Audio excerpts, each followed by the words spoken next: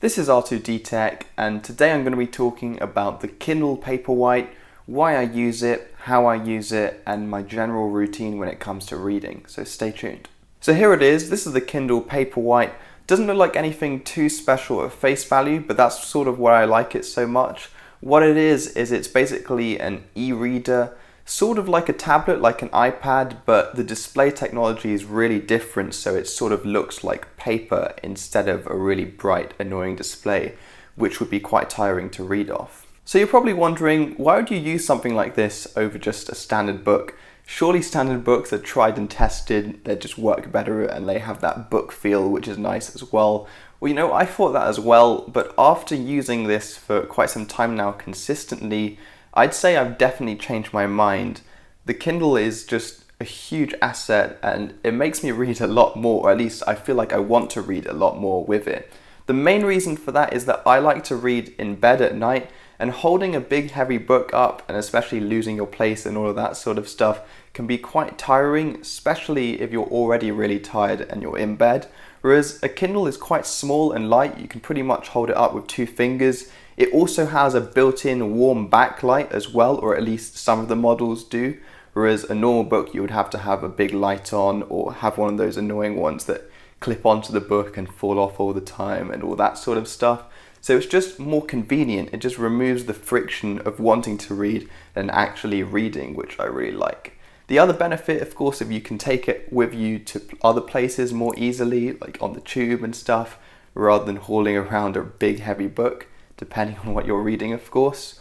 And one last thing to mention on that front is that when you buy books on the Kindle store or whatever it's called, they're normally about half the price, if not even less than that, of actually buying the physical book.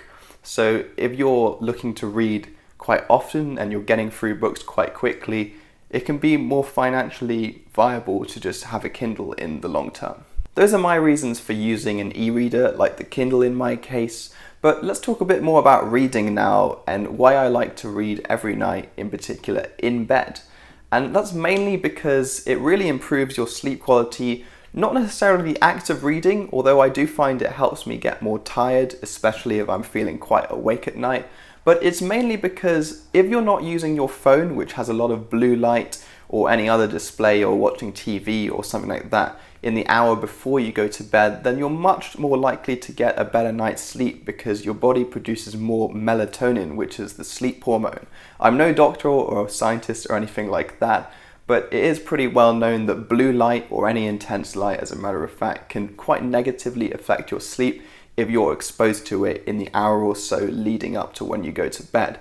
So I find that just reading, whether it be on a Kindle with a very low backlight setting or a standard book, can really help you get a better night's sleep. Well, that's enough science for one video, if you can even call it that.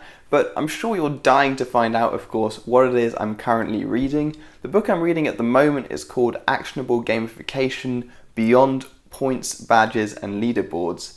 Quite a mouthful, I know. But the general gist of the book is that there's 8 core drivers to human behavior, and if you can tap into those in your business, game, app, website, anything like that really, then you can sort of tap into human psychology and connect with people better in a way that really sees an increase in your success in that area. So I think it's a really cool concept, and it'd be really interesting to experiment with it and see if it actually works. Lots of companies apparently use this, like Facebook and other big companies like that, so it would really be interesting to see how well it works in the real world.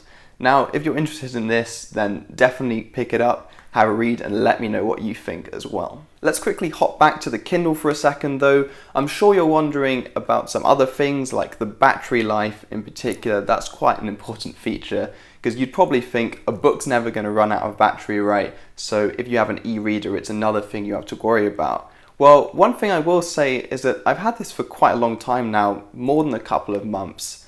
And I've only charged it once, and I didn't really have to. I just did it because I was going on holiday and I didn't want to risk it running out of battery.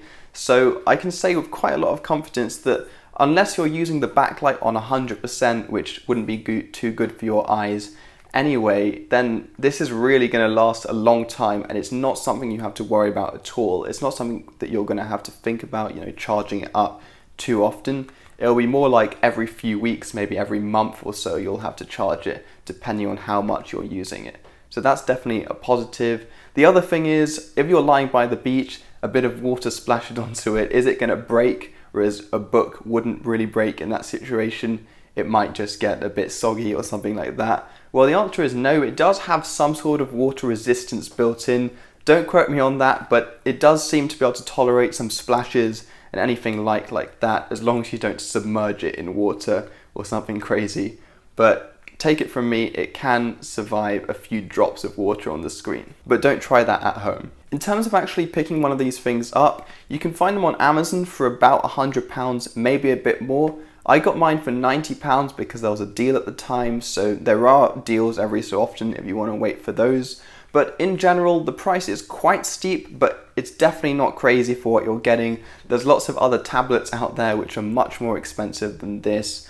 And for what you're getting, for what it can do, for the amount of reduction in friction towards reading and the enjoyment that you can get out of this thing, I think it's definitely worth it. And if you think about it, in the long term, it really pays for itself because you can get books for about half price, if not less, a lot of the time compared to the physical things. So in the long run, it will really make the money back. So that's everything I have to say really about reading the Kindle Paperwhite and other general stuff like that. Let me know what you thought about this new style of video where it's not just a solid tech review, but it's more of a combination of lifestyle, a bit of tech, and other things like that. I think it's more enjoyable for me to make videos like this, and I'm looking to make more like this in the future, but definitely let me know what you think in the comments below. That's it for this week. If you like the video, then definitely give me a thumbs up. Let me know again what you think in the comments, and if you want to see more content like this in the future, then smash that subscribe button and notification bell below.